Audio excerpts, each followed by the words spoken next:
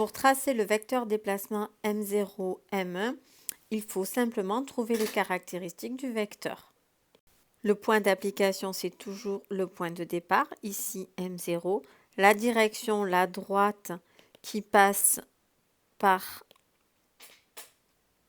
M0 et M1. Le sens, c'est toujours de M0 vers M1, c'est celui du mouvement. Et ensuite, la longueur du vecteur, cela correspond à la distance entre les points M0 et M1.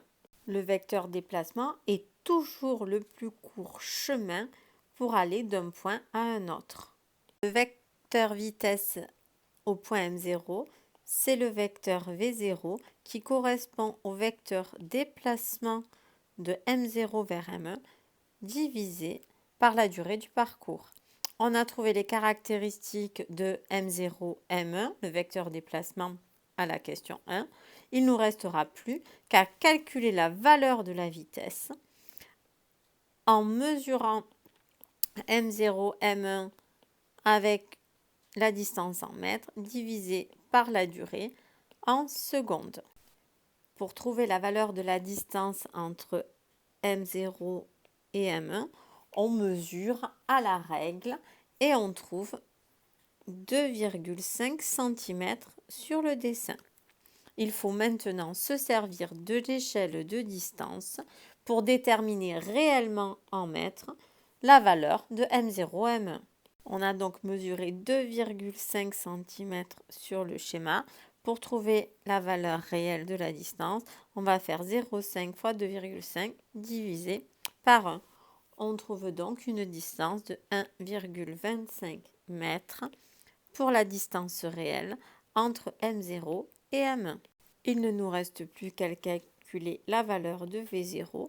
Il ne nous reste plus maintenant qu'à calculer V0 en divisant la valeur de M0, M1 par delta t, c'est-à-dire 1,25 m divisé par 0,4 secondes.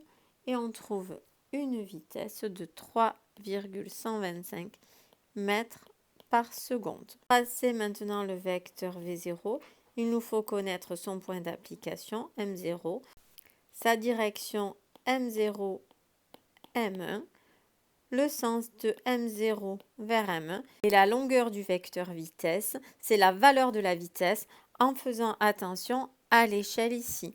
Donc nous avons 3,125 mètres par seconde pour la valeur de la vitesse.